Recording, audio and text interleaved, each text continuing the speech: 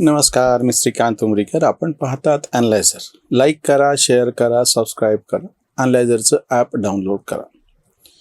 दोन विषय मी एकत्र कसे काय केले ह्याचं काही जणांना आश्चर्य वाटेल. एक प्रस्थापित अशा ज्याचं प्रचंड मोठी सत्ता आहे, केंद्रात आहे, जगातला सगळ्यात मोठा पक्ष आहे, बलिष्ठ असा पक्ष आहे आणि त्याचा नेता असलेला अण्णामलाई हा भाजप सोडून जातो आहे, ही एक घटना.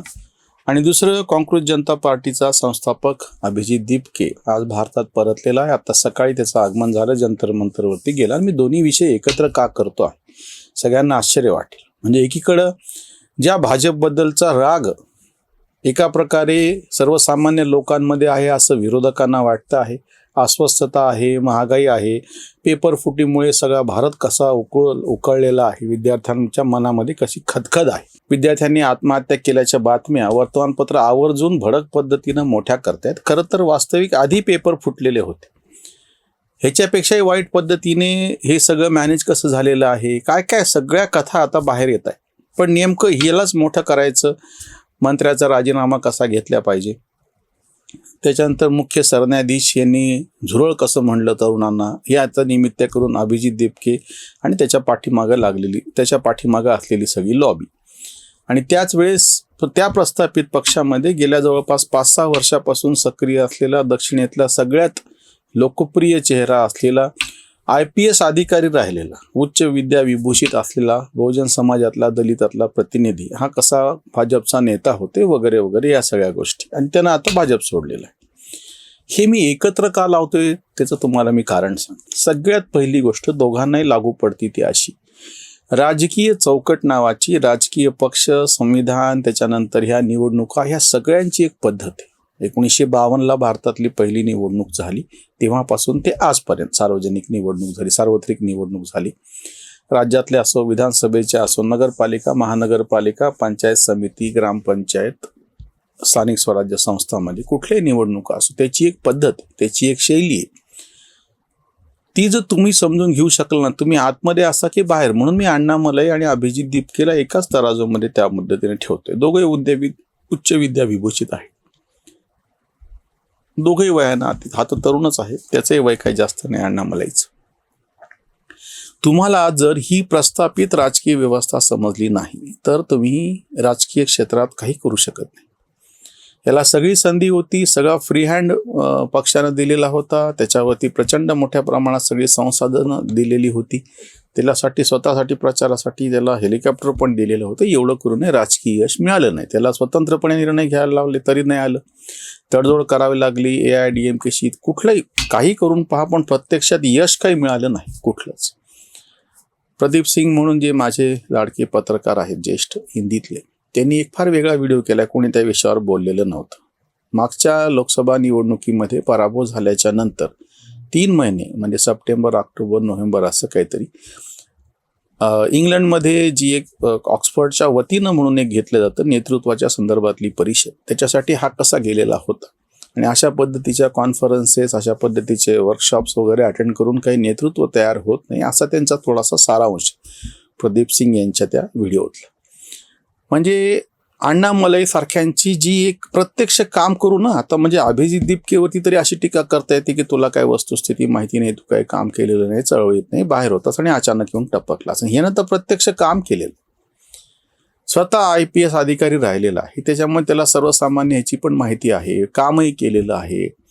पण अडचण काय आहे माहिती का, भारतीय जनमानस जर तुम्हाला नाही ओळखता आलं, ह्या राजकारणाची दिशा जर तुम्हाला कळू शकली नाही, किंवा ज्याला नस ओळखणे म्हणतात, ते जर नाही केलं ना, तर तुम्हाला भारतात राजकारण नाही जमू शकत.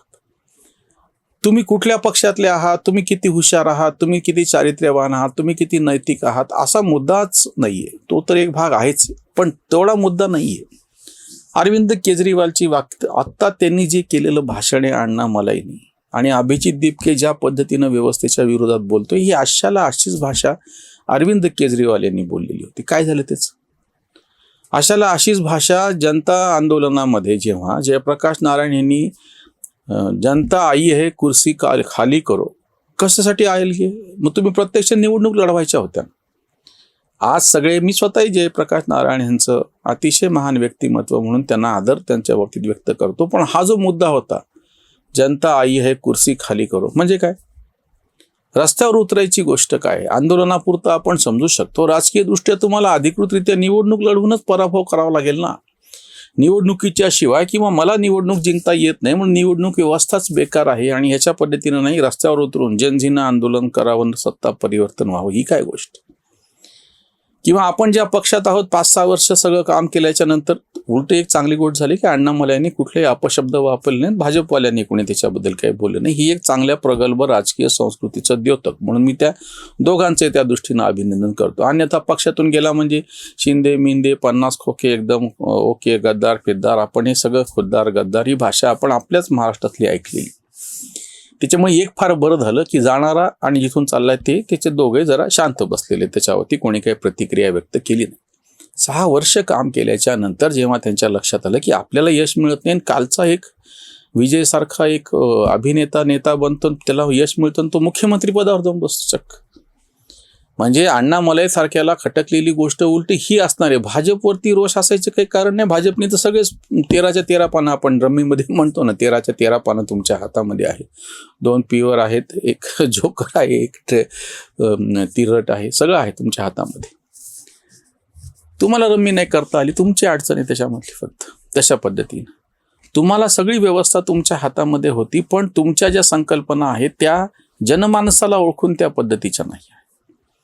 आणि दुसरं उदाहरण अभिजित दिपकेच, त्याला तर अनुभव काहीच नाहीये. तू अमेरिकेत बसून, मी बाकीचं त्याच्यावरती कुठले आरोप वगैरे करत नाही, किंवा त्याचे सहकारी कसे उमर खालिदच्या बरोबर राहिलेले देशद्रोही आहेत, सगळं हे आरोप ते नेहमीच असतात. एकदा तुम्ही राजकीय काही करतो म्हणलात व्यवस्थेच्या विरोधात, तर तुमच्यावरती हे उलटणार, तुमच्यावर टीका होणार, बोंब होणार, आरडाओरडा होणार. मला त्या दृष्टीनं नाही करायचे. मला मुद्दा असा उपस्थित करायचा की ह्यांना सगळ्यांना असं वाटतं की व्यवस्था कशी चूक आहे आणि हे सगळे प्रस्थापित कशी, हे बरोबर आहे. हे बाहेरून म्हणणं नेहमी सोपं असतं, पण प्रत्यक्षामध्ये जेव्हा तुम्ही त्या व्यवस्थेचा भाग बनता, प्रत्यक्ष निवडून आलो असो किंवा अण्णामलई आधी IPS अधिकारी होते म्हणून त्या पद्धतीनं तुम्ही शासकीय अधिकारी म्हणून काम करणं असो, ह्या दोन्हीलाही मर्यादा आहे, लक्षात घ्या. तुम्ही निवडून येता बऱ्याचदा एखाद्या लाटेमध्ये, पण त्याचा अर्थ असा होत नाही की ते स्थिर राहील म्हणून. अजून एक मी उदाहरण देतो, जे सगळ्यांना त्याचा विसर पडलाय, कुणाला माहीत सुद्धा नाही. आसाम गण परिषद नावाचा विद्यार्थ्यांनीच एक पक्ष आसाममध्ये स्थापन करून प्रफुल्ल कुमार महंत आणि भृगू कुमार फुकन हे 2 नावं तेव्हा फार चर्चेत होते. आणि प्रफुल्ल कुमार महंत आसामचे मुख्यमंत्री झाले होते. विद्यार्थी आंदोलनातला नेता मुख्यमंत्रीपदी बसलेला होता. हे तरी आंदोलन केजरीवाल सारख्यांनी तरी म्हणजे फक्त काही विद्यार्थ्यांना घेऊन केलेलं नव्हतं. आज जे कोणी अभिजित दिपकेबद्दल जास्तीचं लिहायला लागले, त्यांच्यासाठी मला सूचना आहे की प्रत्यक्ष तो तर निवडणूक लढवून आसाम गण परिषद असा त्यांचा पक्ष होता, मुख्यमंत्रीपदी बसलेला होता, विद्यार्थी नेता असलेला. त्याच्यामुळे हे सगळे प्रयोग आमच्याकडे झालेले आहेत. या दोघांनी एक लक्षात घ्यावं त्याची मर्यादा. तुम्ही जेव्हा अशा पद्धतीने प्रश्न उपस्थित करू शकता, काही काळ त्याची हवा निर्माण होऊ शकते. माध्यमांना तर काही ना काहीतरी नवीन खेळणं प्रत्येक वेळी हवंच असतं, पण तुम्हाला ह्याचं रूपांतर एखाद्या स्थिर अशा व्यवस्थित राजकीय पर्यायामध्ये करायचं असेल तर त्याच्यासाठीचे मार्ग वेगळे आहेत. ते काय असे नाही आहेत फक्त मी अमेरिकेतून येतो, विमानतळावरती येतो, या ना आपण सरळ मोर्चा काढून जंतर मंतरवरती जाऊ, असं नाही होत. किंवा अण्णामलईंची जी फॅन्टसी होती राजकीय पक्षाच्या बाबतीतली, प्रत्यक्ष स्वतःही निवडणूक लढवली तिने. कोइंबतूर सारखा त्यांचा स्वतःचा हक्काचा मतदारसंघ, त्यांचं बलस्थान, पण तिथेही ते निवडून येऊ शकले नाहीत. त्यामुळे हे दोन्ही उदाहरणं, तुम्हाला जर तुमची राजकीय धुलाई व्हायची नसेल असं वाटत असेल तर तुम्हाला फार जपून पावलं टाकावी लागतील. अभिजित दिपकेंचा मार्ग आता असो आणि त्याच्यानंतर अण्णामलईंनी वेगळेला चोखाळलेला मार्ग असो, या दोन्हीमध्ये काटे कुठे भरलेले आहेत. आणि त्याहीपेक्षा मुळात तुम्ही ज्या पद्धतीनं जाताय तो मार्ग नाही.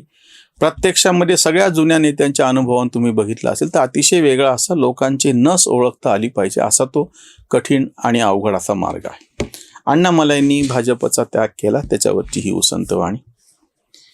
भाजपची सारी सोडून मलाई के अण्णामलाई निघाला, राजकीय पक्ष त्यांची ताबेदारी नको मजबुरी वाटे कुणा, विरोधात कोण कोण कुणा संगे सारे इथे नंगे सत्ता धुंद, झटपट हवा विजय लोकांना दीर्घाची चाले ना मात्रा काही, 6 वर्षातच संयम संपला अण्णांनी शोधला मार्ग नवा, सामाजिक म्हणे राजकीय पक्ष त्याच्याकडे लक्ष साऱ्यांचेच, कांत वेगळी ही राजकीय वेळ, आगळाचं खेळ दिसू पाहे, आगळाचं खेळ दिसू पाहे. राजकारणामध्ये एक साचेबद्धपणा येतो. प्रस्थापित राजकीय पक्ष अतिशय बळकट होत चाललेला आहे आणि त्याच्या विरोधामध्ये सध्याचे जे राजकीय पक्ष आहेत ते अपुरे ठरताना दिसतात, अगदी त्यांच्याकडे प्रचंड मोठी संख्या दिली तरी. मग अशा वेळी काय होतं की अस्वस्थता जी वाढलेली असते त्याला तोंड फोडायचं म्हणून असे काही मुद्दे समोर येतात, त्याला मोठ्या प्रमाणात प्रतिसाद मिळतो, पण हे सगळं तात्पुरतं असतं. अशा ह्याच्यातून पुढे आलेले लोक जर प्रस्थापित व्यवस्थेच्या संदर्भात काही गोष्टी समजून घेऊन लोकांची नस ओळखून त्या पद्धतीनं मांडणी करतील तर ते टिकतात. अन्यथा मी तुम्हाला आसामचं उदाहरण सांगितलं, प्रफुल्ल कुमार महंतो यांचं, किंवा अरविंद केजरीवालांचं उदाहरण आपल्या समोर आहे. चळवळीतून पुढे येणं, राजकीय पक्ष स्थापन करणं. जनता पक्षाचं तेच झालेलं आहे, आधीच्या संयुक्त विधायक दलाचं तेच झालेलं आहे 69ला. प्रत्येक वेळी प्रस्थापित राजकीय पक्षाच्या विरोधामध्ये जेव्हा असं काही उभं राहतं, चळवळीतून पक्षातून निवडणूक लढवणे, पण ते तात्पुरतं उरतं आणि नंतर परत त्याचे तुकडे होतात आणि मूळ पक्ष पुन्हा बळकट होतो. एका पक्षाच्या विरोधामध्ये दुसरा पक्ष सक्षमपणे उभा करायचा, त्याचं उदाहरण भाजपच प्रत्यक्षात 1980ला त्यांनी जनता पक्षातून बाहेर पडून भारतीय जनता पक्ष स्थापन केला आणि 34 वर्षाच्या दीर्घ संघर्षानंतर स्वतःच्या जीवावरची सत्ता मिळवली. त्यापूर्वी वाजपेयींच्या निमित्ताने तडजोडीचं NDAचं सरकार होतं, पण 282 जागा 2014ला मिळालेल्या आहेत. 1980 ते 2014 इतका 34 वर्षाचा दीर्घ संघर्ष करावा लागलेला आहे एका राजकीय पक्षाची मोनोपॉली, एकाधिकारशाही मोडून काढण्यासाठी. म्हणून मग आज ज्यांना भाजपच्या विरोधामध्ये अशा पद्धतीची त्यांची एकाधिकारशाही निर्माण होत चाललेली ती जर मोडून काढायची असेल तर अभिजित दीपके असो किंवा भाजपातूनच बाहेर पडणारे अण्णा मलाई असो, त्यांचा रस्ता किती दूरचा, किती अवघड आणि किती वेगळा असू शकतो तुम्ही लक्षात घ्या. इथेच थांबूया. धन्यवाद. स्वधर्म जागृतीचा विधायक बुरुज, Analyzer News.